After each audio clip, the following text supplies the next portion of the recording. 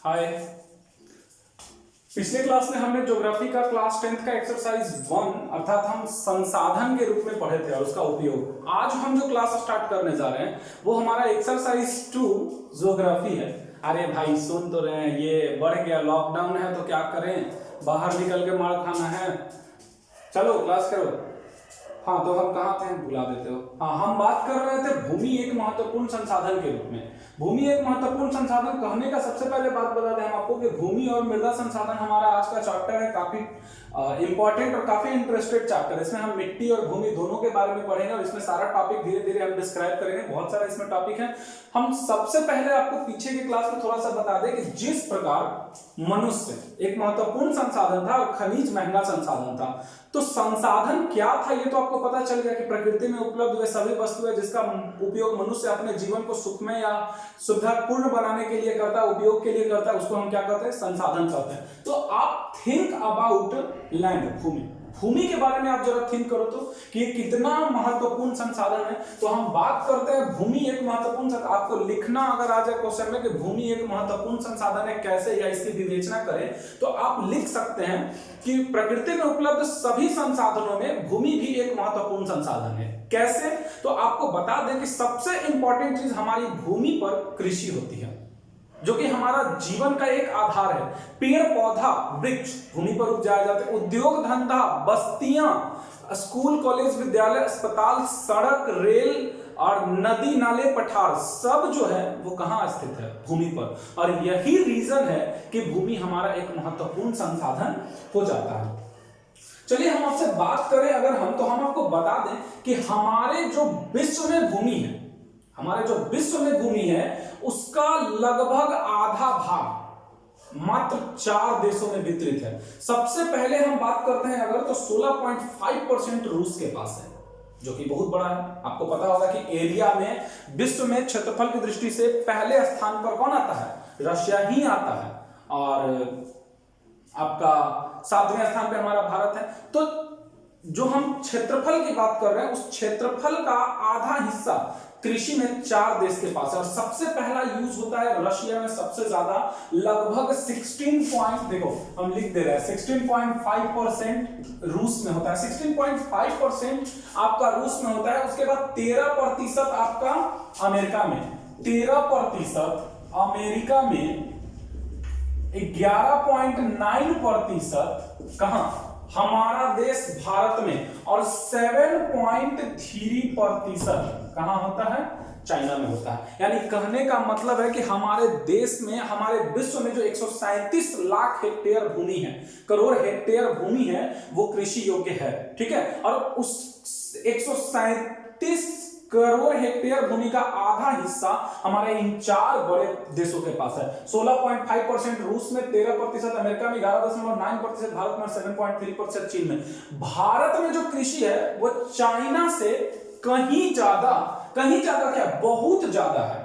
Clear है, बहुत ज्यादा है। उसके बाद अगर हम बात करते हैं यहां पर, तो हमारे भारत में 53, लगभग, ये क्वेश्चन याद रखिएगा, लगभग 53% जो है वो रोजगार कहां से प्राप्त होता है, यही कृषि से प्राप्त होता है। तो इससे आप अंदाजा लगा सकते हैं कि हमारा भूमि जो है एक महत्वपूर्ण संसाधन है, और कितना महत्वपूर्ण संसाधन है ये आपको पता चल ही गया होगा। क्लियर है। अब उसके बाद हम आपको बता दें हमारा देश का जो राष्ट्रीय उत्पादन है भारत में, हमारे भारत में जो राष्ट्रीय उत्पादन है उसमें 13.7% जो भाग है वो आपका राष्ट्रीय उत्पादन में कृषि से अनुमोदित होती है। क्लियर है।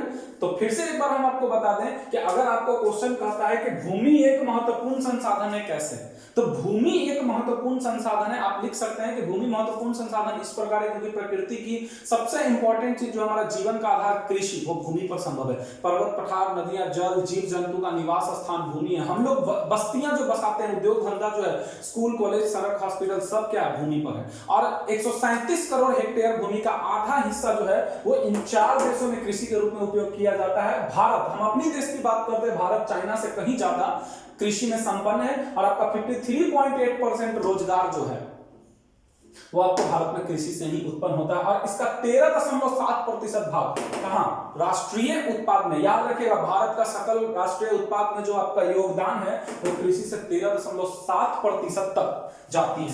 क्लियर है यहाँ तक? अब उसके बाद अगर हम बात करते हैं, अब हमारा जो इंपॉर्टेंट चीज है, अब टॉपिक है हमारा भारत की प्रमुख भू आकृतियां।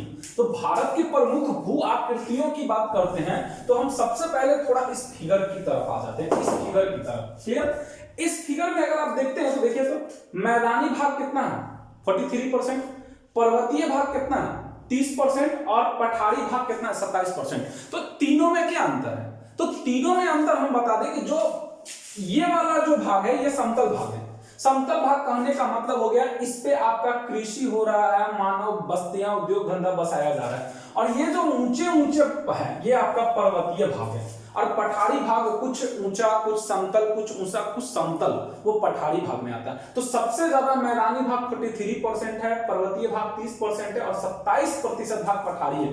तो एक बात बताओ कि हम लोग अगर बात करते हैं भारत के प्रमुख भू आकृति में, तो सबसे ज्यादा तो विशेष महत्व इसी का होगा ना, मैदानी भाग का 43%। तो हमारे देश का क्षेत्रफल कितना है? तो कुल क्षेत्रफल 32,87,263 वर्ग किलोमीटर है, 32,87,263 करोड़ हेक्टेयर भूमि पर हम लोग हैं। और उसका 48.83% भाग पर क्या होता है, कृषि होता है।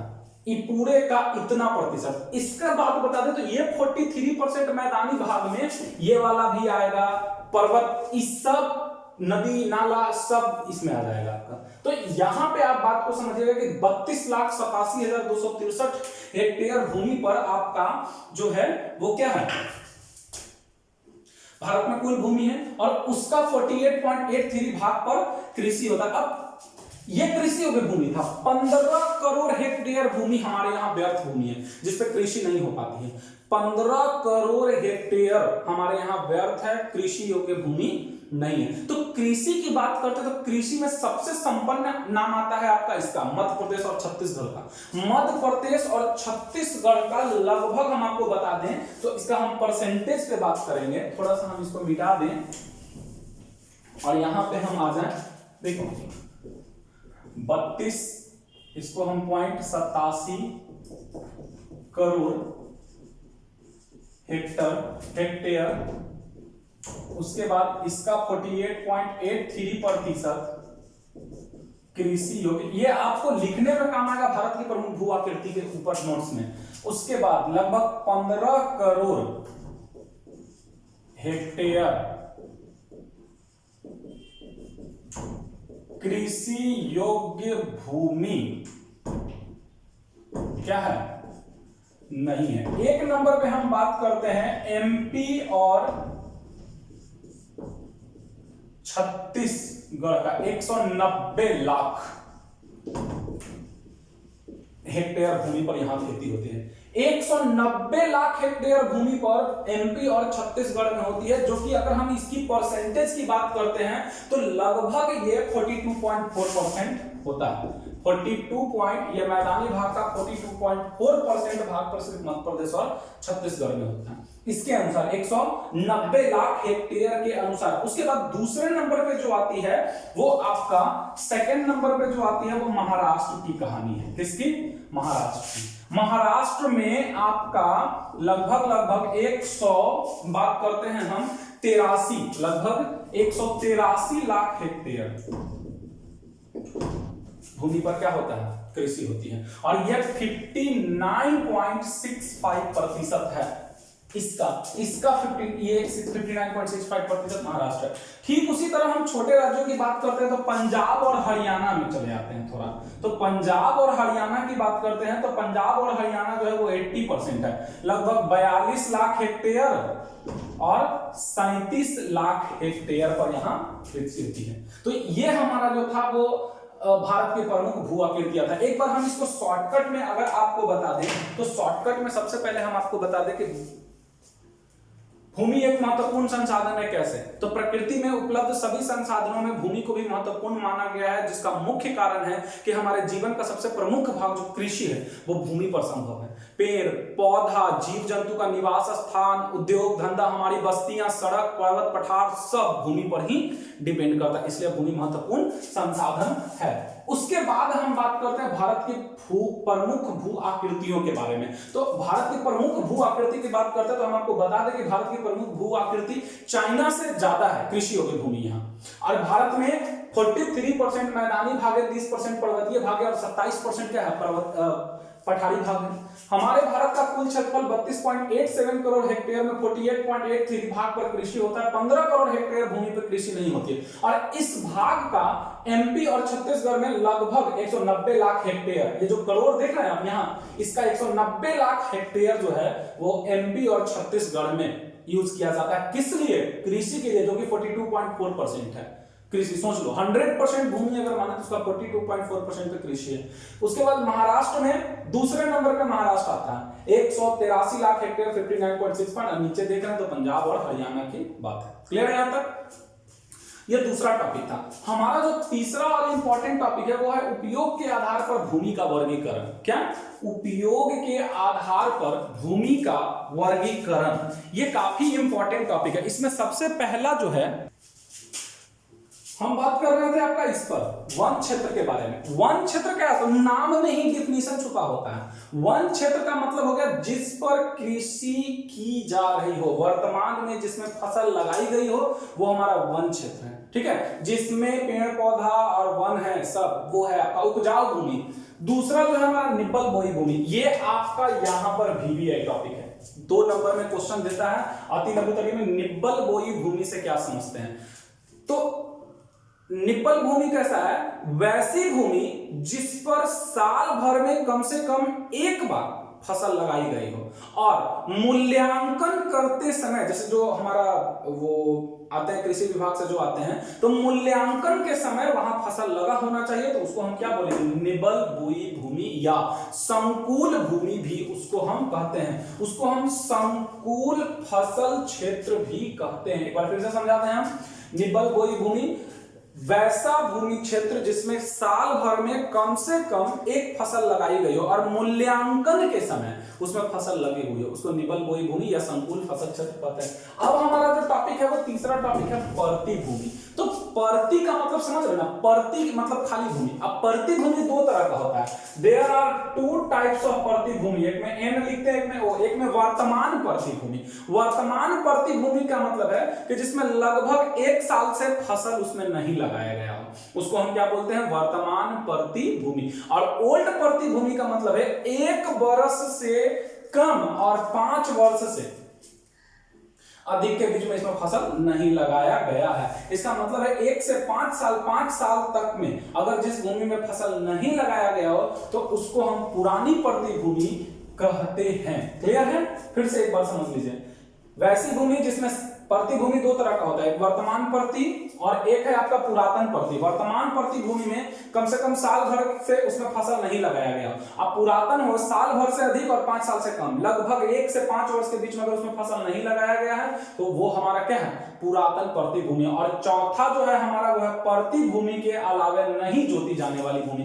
परती भूमि के अलावा नहीं जोती जाने वाली भूमि क्या हो गया? वो हो गया जैसे चारागाह क्षेत्र जिसपे जीव जंतु चर रहे हैं, फल वाला बागान, चाय बागान हो गया, बागवानी फूल पत्ती वाला, वो हो गया आपका परती भूमि के अलावा नहीं जोती जाने वाली भूमि, छोड़ दिया गया। और जो 5वां आपका है वह अकृषि भूमि। नाम में जो अकृषि, जिसपे कृषि नहीं की गई हो, कौन है अकृषि भूमि? तो ये भी 2 प्रकार का होता है। पहला तो बंजर और व्यर्थ भूमि।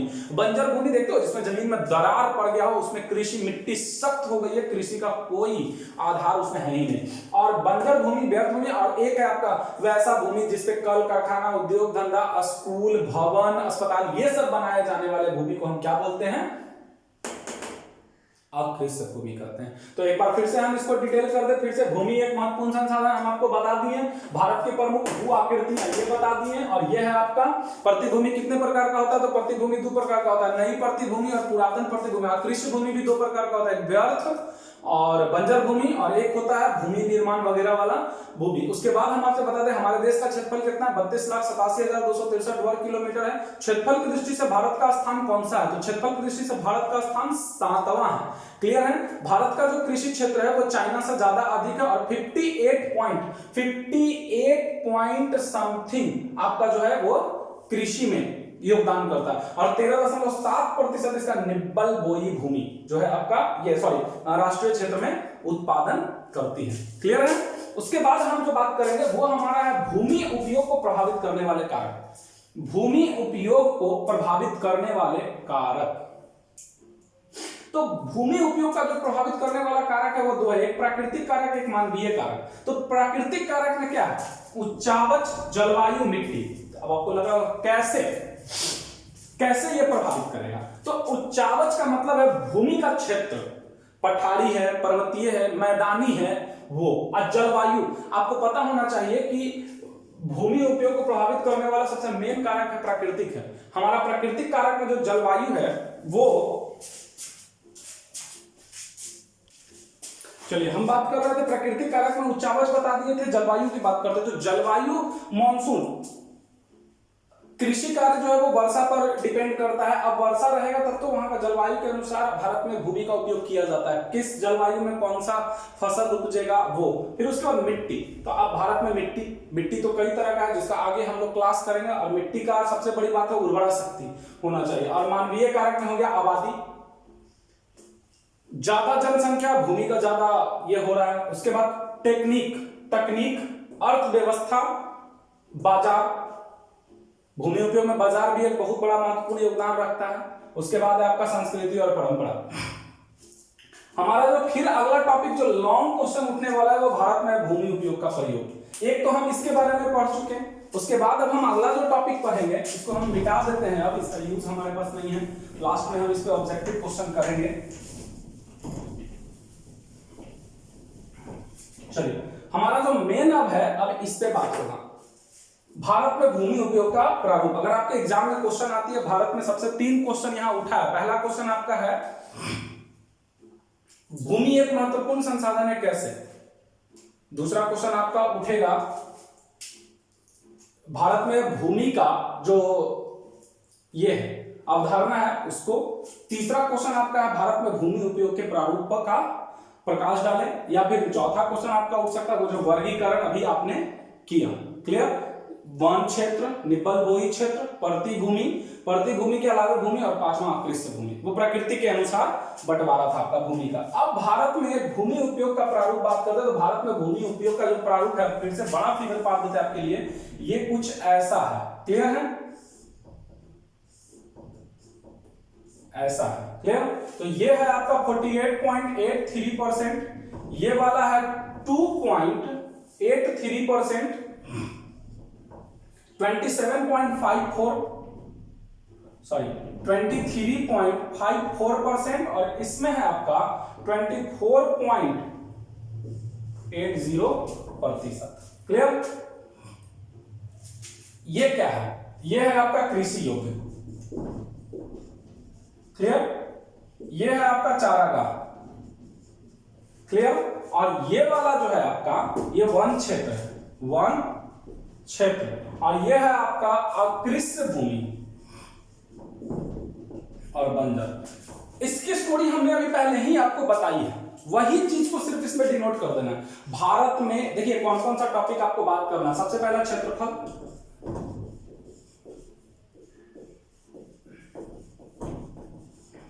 है हेक्टेयर। क्लियर। 15 करोड़ हेक्टेयर कृषि नहीं होती है। हम अगर इसका उपयोगिता की बात कर रहे हैं तो भारत का क्षेत्रफल 32.87 करोड़ हेक्टेयर है, जिसमें 15 करोड़ हेक्टेयर पे कृषि नहीं होती है।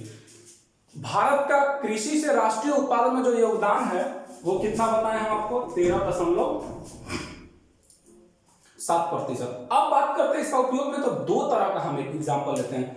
मध्य प्रदेश, छत्तीसगढ़, उत्तराखंड, उसके बाद महाराष्ट्र, पंजाब, हरियाणा, वर्षा के अनुसार वहां काफी भूमि का उपयोगिता है, आधे से ज्यादा क्षेत्र में कृषि की जाती है। वही इसका विपरीत जो दूसरा है, अरुणाचल प्रदेश, असम, मिजोरम, मणिपुर, नीचे तमिलनाडु, केरल, यहाँ पर वर्षा अनुकूल, राजस्थान वर्षा अनुकूल स्थिति में नहीं है, इसलिए इसका उपयोग नहीं किया जाता अच्छे से। तो यही है भारत का उपयोग।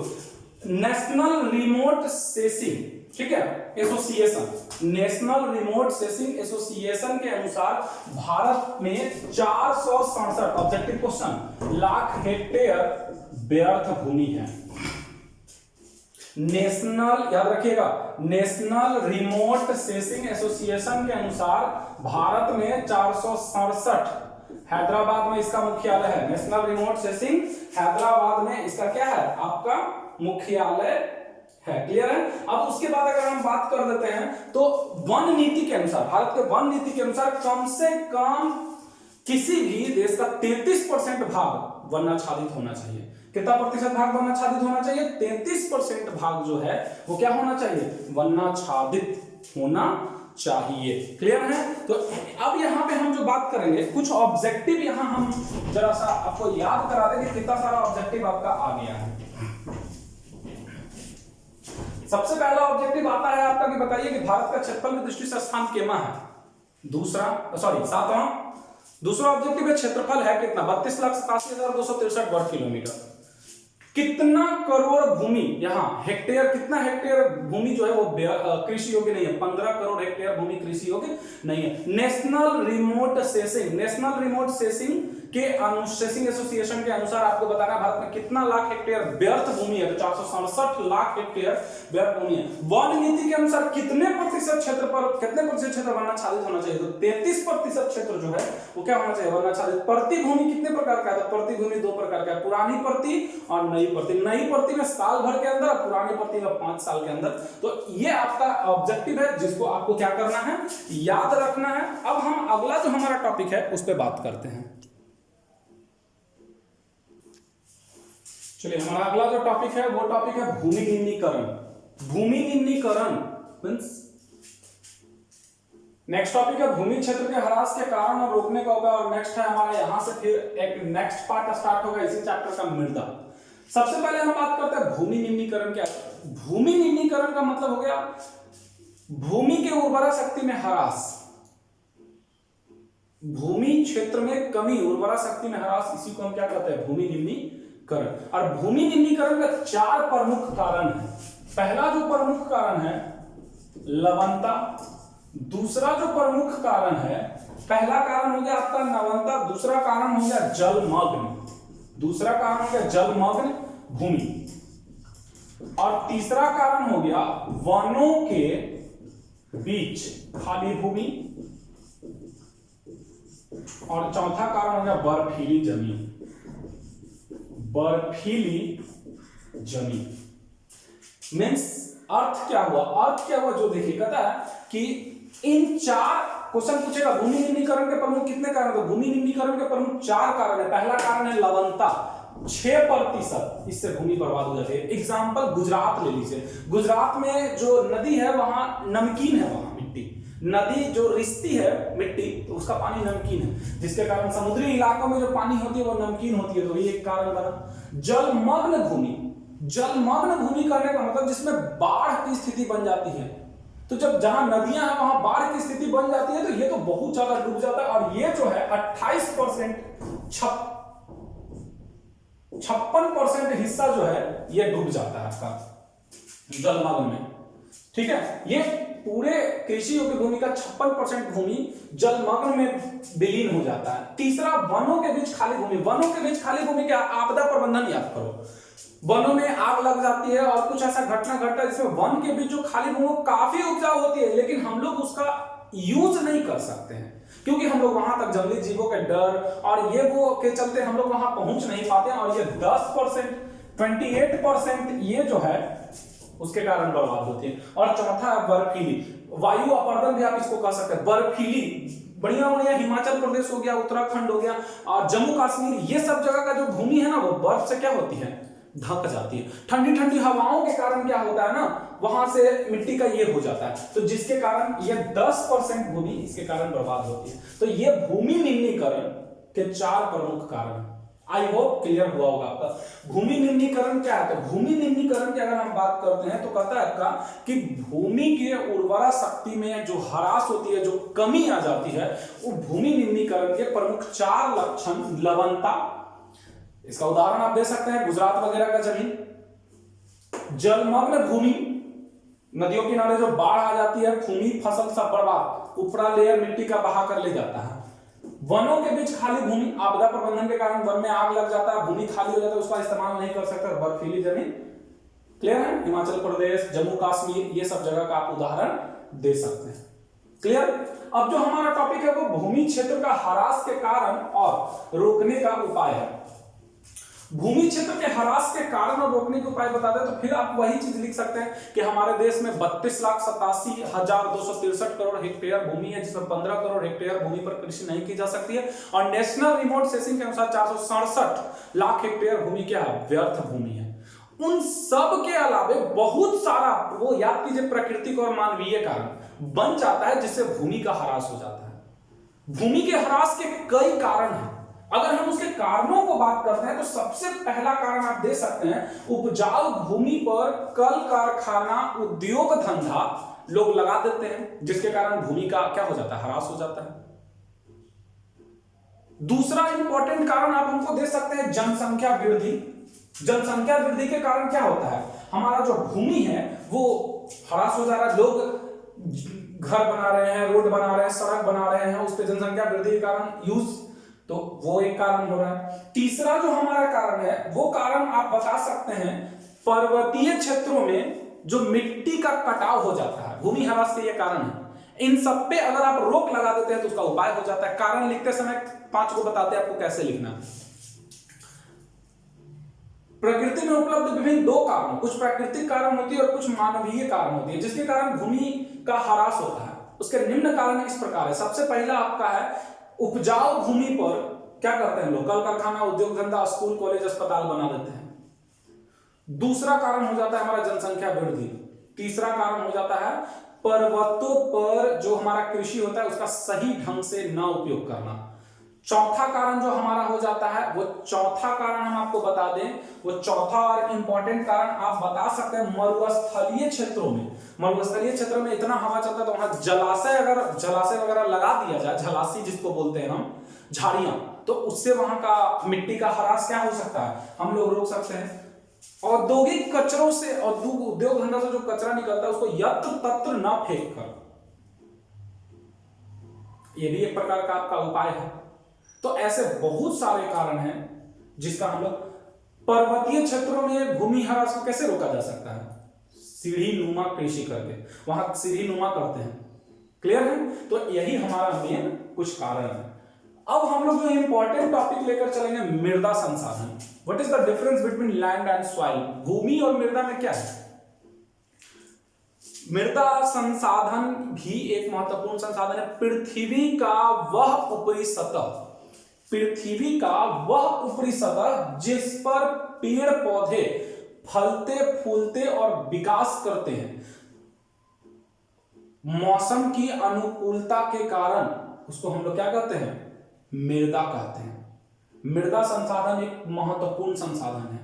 पृथ्वी का वह ऊपरी संसाधन, पृथ्वी का वह ऊपरी सतह जिस पर पेड़ पौधे, वनस्पति और फसल फलते फूलते और विकास करते हैं, उसको हम क्या बोलते हैं? मृदा संसाधन कहते हैं। हमारा अगला जो टॉपिक है वो टॉपिक है मृदा निर्माण के घटक। तो मृदा निर्माण का जो घटक है वो 5 घटक है। मृदा निर्माण का वो 5 घटक कौन कौन है जो हम लिख देते हैं। हमारा नेक्स्ट टॉपिक है मिट्टी निर्माण का जो 5 घटक में था, वो 5 घटक इस प्रकार है। पहला स्थानीय जलवायु, दूसरा पर्वतीय चट्टानें और खनिज, तीसरा है वनस्पति एवं जीव, चौथा है वहां के भू आकृति, पहाड़ी क्षेत्र है, मैदानी क्षेत्र है, पठारी क्षेत्र है, कैसा क्षेत्र है। मृदा बनाने का समय, मिट्टी बनने का भी एक समय होता है, हजारों लाखों वर्ष होता है, उसकी बनावट होती है। नेक्स्ट पॉइंट है हमारा मिट्टी की संरचना। मिट्टी की संरचना की बात करते हैं तो मिट्टी को अगर आप बहुत अधिक तक क्षैतिज रूप में खनन करते हैं तो कई प्रकार को आपको लेयर दिखेगा, और वो लेयर 3 प्रकार का होता है, अ लेयर, ब लेयर, स लेयर। लेयर होता है जिसमें जीवाश्म की मात्रा अधिक होती है, इसमें पेड़ पौधे बहुत अच्छे से उपजते हैं। ब लेयर में जीवाश्म की मात्रा थोड़ा कम होता है, और स लेयर होता है जो काफी कठोर होता है, चट्टानी रूप में, और ये स्थिर होता है। क्लियर है? उसके बाद जो आपका टॉपिक पढ़ना है वो मिट्टी के गुण पढ़ना है। मिट्टी के गुण की बात करते हैं तो मिट्टी का गुण दो तरह का होता है, एक भौतिक गुण होता है और एक रासायनिक गुण होता है। भौतिक गुण में उसका गठन, बनावट और रंग आता है। कई रंग होता है, काली मिट्टी, लाल मिट्टी, आगे जाके हम लोग पढ़ेंगे। और रासायनिक गुण, रासायनिक संगठन, ये प्रयोगशाला में आपका निर्धारित किया जाता है। और सबसे इंपॉर्टेंट टॉपिक है ये मिट्टी का पीएच मान, ऑब्जेक्टिव आपका पूछेगा। मिट्टी का पीएच मान 7 होता है। अगर पीएच मान 7 से कम है तो उसकी अम्लीयता को दर्शाएगा, और अगर 7 से अधिक है तो उसकी क्षारीयता को दर्शाएगा। क्लियर है? मिट्टी का पीएच मान 7, मिट्टी का पीएच मान 7 से कम है तो अम्लीयता को दर्शाएगा, 7 से अधिक है तो क्षारीयता को दर्शाएगा। यहां तक क्लियर है? अब जो हमारा टॉपिक है वो मिट्टी का प्रकार है, वर्गीकरण। तो मिट्टी के प्रकार में आइए हम लोग चलते हैं मिट्टी का प्रकार। मिट्टी के प्रकार की बात करते हैं तो सबसे पहला हमारा है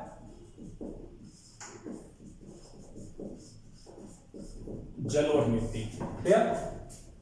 मिट्टी के प्रकार कहीं 6 कहीं 7 होता है। जलोढ़ मिट्टी, काली मिट्टी, लाल मिट्टी, लैटेराइट मिट्टी, पर्वतीय मिट्टी, मरुस्थलीय मिट्टी, लवणीय मिट्टी। फिर से जलोढ़ मिट्टी, काली मिट्टी, लाल मिट्टी, लैटेराइट मिट्टी, मरुस्थलीय मिट्टी, पर्वतीय मिट्टी और लवणीय मिट्टी। क्लियर? 7 प्रकार की मिट्टी होती है। हम बात कर रहे हैं जलोढ़ मिट्टी। सबसे उपजाऊ मिट्टी, ऑब्जेक्टिव यहां से अब निकलना शुरू हो गया आपका। सबसे उपजाऊ मिट्टी जलोढ़ मिट्टी है। नदियों के द्वारा बहाकर लाई गई मिट्टी को जलोढ़ मिट्टी कहा जाता है।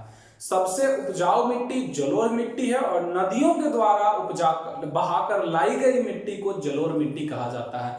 जलोढ़ मिट्टी 2 प्रकार की होती है, एक खादर और एक बांगर।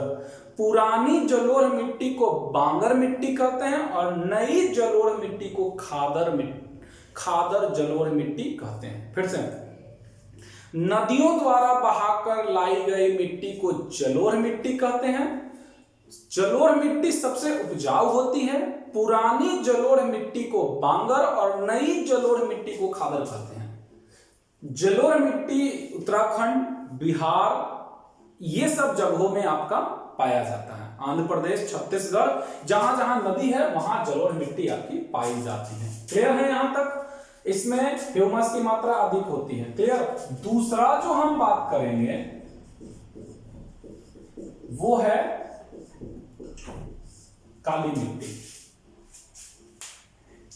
काली मिट्टी कपास की खेती के लिए सबसे उपयुक्त मिट्टी होती है। काली मिट्टी कपास की खेती के लिए सबसे उपयुक्त मिट्टी होती है। काली मिट्टी का रंग काला टाइटेनोमैग्नेटाइट के कारण होता है। काली मिट्टी का रंग काला टाइटेनोमैग्नेटाइट के रंग के कारण काला होता है। काली मिट्टी सबसे अधिक महाराष्ट्र के क्षेत्र में पाई जाती है। काली मिट्टी सबसे अधिक महाराष्ट्र क्षेत्र में पाई जाती है। काली मिट्टी को रेगुर मिट्टी या स्थानबद्ध मिट्टी भी कहा जाता है। काली मिट्टी को रेगुर मिट्टी या स्थानबद्ध मिट्टी भी कहा जाता है। ये महाराष्ट्र, आंध्र प्रदेश इत्यादि क्षेत्रों में पाए जाते हैं। तीसरा जो हमारा है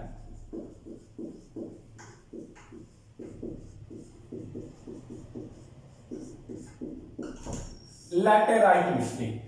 ठीक है? तीसरा जो हमारा है वो लैटेराइट मिट्टी है। चाय की खेती के लिए सबसे उपयुक्त लैटेराइट मिट्टी होती है। नेक्स्ट टॉपिक बात करते हैं लैटेराइट मिट्टी। लैटेराइट मिट्टी चाय की खेती के लिए उपयुक्त मिट्टी होती है, लैटेराइट मिट्टी। और लैटेराइट मिट्टी में हम अगर बात करते हैं तो तमिलनाडु और कर्नाटक और केरल वगैरह में ये मिट्टी आपका पाई जाती है। इस मिट्टी का जो है वो 1.3 करोड़ हेक्टेयर में यह मिट्टी पाई जाती है। इस मिट्टी में नाइट्रोजन की अधिकता होती है और फास्फोरस की क्या होती है? कमी होती है। इस मिट्टी में नाइट्रोजन की अधिकता होती है और फास्फोरस की कमी होती है। इसमें क्या होता है ना, जीवाश्म भी थोड़ा कम पाया जाता है। नेक्स्ट बात करते हैं लाल मिट्टी। तो लाल मिट्टी में बहुत सारा ऑब्जेक्टिव क्वेश्चन आपका उठने वाला। पहला ऑब्जेक्टिव क्वेश्चन आपको यही उठेगा सबसे पहले, लाल मिट्टी जो है आपका लोहा और मैग्नीशियम की उपस्थिति इसमें होती है और नमी पड़ने पर इस मिट्टी का रंग क्या हो जाता है, पीला हो जाता है। ठीक है, लाल मिट्टी तमिलनाडु, दक्कन का पठार इत्यादि क्षेत्रों में पाया जाता है और ये सबसे अधिक क्षेत्रफल 7.2 करोड़ हेक्टेयर पे लाल मिट्टी पाई जाती है। फिर से एक बार, लाल मिट्टी का रंग लाल आयरन ऑक्साइड के कारण होता है। लाल मिट्टी का रंग लाल आयरन ऑक्साइड के कारण यानी लोहे की उपस्थिति के कारण लाल मिट्टी का रंग लाल होता है। और काली मिट्टी का रंग काला टाइटेनोमैग्नेटाइट के उपस्थिति के कारण होती है। मरुस्थलीय मिट्टी, मरुस्थलीय मिट्टी आपको पता होगा कि तेज हवाओं के कारण वहां रेतीली मिट्टी भी उसको कहा जाता है। यहाँ राजस्थान, पंजाब, हरियाणा इन सब जगहों में मरुस्थलीय मिट्टी पाई जाती है और इसका उर्वरा शक्ति कम होता है, इसमें ह्यूमस की कमी पाई जाती है और नागफनी, कैक्टस, आपका कटीले पौधे ये सब यहाँ पे ज्यादा होता है। नेक्स्ट है आपका पहाड़ी मिट्टी। तो पहाड़ी मिट्टी में होता क्या है, वहां ह्यूमस बहुत ज्यादा होता है, जीवाश्म पाया जाता है, वहां पे फसल भी उपजाया जाता है, लेकिन वहां पे वर्षा वगैरह और हवा तेज आंधी के कारण वहां मिट्टी का ठहराव नहीं होता है। पर्वतीय मिट्टी पर सीढ़ी नुमा खेती कृषि अपनाया जाता है। हिमालय क्षेत्र हो गया, कर्नाटक, तमिलनाडु, केरल, हिमाचल प्रदेश, जम्मू कश्मीर में ये है। और लवणीय मिट्टी में लवणता, नमक की मात्रा अधिक हो जाती है। गुजरात वगैरह में लवणीय मिट्टी पाई जाती है। एक लास्ट टॉपिक इस चैप्टर का और है, वो टॉपिक है मृदा संरक्षण। इसमें आप खुद से भी लिख सकते हैं। मिट्टी एक बहुत ही उपयोगी संसाधन है, इससे पेड़ पौधे और वनस्पति का विकास होता है। हम लोग इसको अगर प्रदूषित करेंगे तो मिट्टी प्रदूषित हो जाएगी और इसके प्रदूषण के कई कारण है, उसको रोकने का कई उपाय। सबसे पहला, उपजाऊ मिट्टी पर कल कारखाना न लगा। दूसरा, कल कारखानों से निकले गए कचरों को अत्र तत्र उपजाऊ मिट्टी खेत में न फेंक कर। तीसरा, जनसंख्या वृद्धि पर रोक लगाकर। चौथा जो हमारा कारण है वो है आपका प्राकृतिक जो घटना घटती है, तेज आंधी, तूफान, इन सबसे मिट्टी पर्वतों पर सीढ़ी नुमा खेती करके, तो इन सब कारणों से हम मृदा संरक्षण कर सकते हैं। अत्यधिक सिंचाई न करके, अत्यधिक उर्वरक पदार्थों का उपयोग, आवश्यकता से अधिक उर्वरक पदार्थों का उपयोग न करके। तो ये जो हमारा चैप्टर था, यही चैप्टर हमारा मृदा संसाधन और भूमि संसाधन था। हम एक बार फिर से ऑब्जेक्टिव की बात लास्ट में कर दे आपको, तो आप हमारे साथ बोलते चलिएगा। सबसे पहले मिट्टी कितने प्रकार की होती है? मिट्टी 7 प्रकार की होती है। सबसे उपजाऊ मिट्टी कौन होती है? जलोढ़ मिट्टी होती है। नदियों द्वारा बहाकर लाई गई मिट्टी को क्या कहते हैं? जलोढ़ मिट्टी कहते हैं। जलोढ़ मिट्टी कितने प्रकार की होती है? जलोढ़ मिट्टी 2 प्रकार की होती है, खादर और बांगर। नई जलोढ़ मिट्टी को खादर कहते हैं, पुरानी जलोढ़ मिट्टी को बांगर कहते हैं। नेशनल रिमोट सेंसिंग के अनुसार कितने लाख हेक्टेयर व्यर्थ भूमि है? 467 लाख हेक्टेयर व्यर्थ भूमि है। राष्ट्रीय, भारत का राष्ट्रीय उत्पादन में कितना कृषि का योगदान है? 13.7% कृषि का योगदान है। कितना करोड़ हेक्टेयर भूमि व्यर्थ है? तो 15 करोड़ हेक्टेयर भूमि व्यर्थ है। भारत का क्षेत्रफल की दृष्टि से विश्व में स्थान केमा है? तो क्षेत्रफल की दृष्टि से विश्व में स्थान आपका 7वां है। भारत का क्षेत्रफल कितना? 32,87,263 वर्ग किलोमीटर है। कपास की खेती के लिए उपयुक्त मिट्टी काली मिट्टी। काली मिट्टी का रंग काला क्यों होता है? टाइटेनोमैग्नेटाइट के कारण काली मिट्टी का रंग काला होता है। किस मिट्टी में नमी के कारण रंग पीला हो जाता है? तो लाल मिट्टी में नमी के कारण रंग पीला होता है। चाय की खेती के लिए उपयुक्त मिट्टी लैटेराइट मिट्टी आपका सबसे अधिक मिट्टी पाई जाती है। लाल मिट्टी 7.2 करोड़ हेक्टेयर में पाई जाती है। उत्तराखंड में किस प्रकार की कृषि की जाती है? तो सोपानी कृषि की जाती है। पर्वतीय क्षेत्रों में किस प्रकार की कृषि की जाती है? सीढ़ीनुमा कृषि की जाती है। वन नीति के अनुसार कम से कम कितने प्रतिशत भूभाग पर वन होने चाहिए? 33% भूभाग पर वन होने चाहिए। निब्बल बोई भूमि क्या है? तो वर्ष में कम से कम एक फसल लगाई जाए और मूल्यांकन के समय उसमें फसल लगा हो तो उसको हम लोग निब्बल बोई भूमि कहते हैं। नदियों द्वारा बहाकर लाई गई मिट्टी को जलोढ़ मिट्टी कहते हैं। परत यानी उसका खनन के अनुसार मिट्टी का 3 प्रकार होता है, अ लेयर, ब लेयर और स लेयर। सबसे ऊपरी लेयर को हम लोग अ लेयर कहते हैं, सबसे निचली लेयर को हम लोग स लेयर कहते हैं। क्लियर है? परती भूमि कितने प्रकार का होता है? 2 प्रकार का होता है, एक पुरानी परती और एक नई परती। और उसके बाद काली मिट्टी का दूसरा नाम क्या है? तो रेगुर मिट्टी और स्थानबद्ध मिट्टी है। सबसे अधिक मिट्टी काली मिट्टी कहां पाई जाती है? तो महाराष्ट्र में पाई जाती है। चाय की खेती के लिए उपयुक्त मिट्टी लैटेराइट मिट्टी। चलिए ठीक है, यही आपका एक्सरसाइज 2 था। नेक्स्ट क्लास में हम फिर पढ़ेंगे, अब हिस्ट्री भी आपका आएगा। Thank you.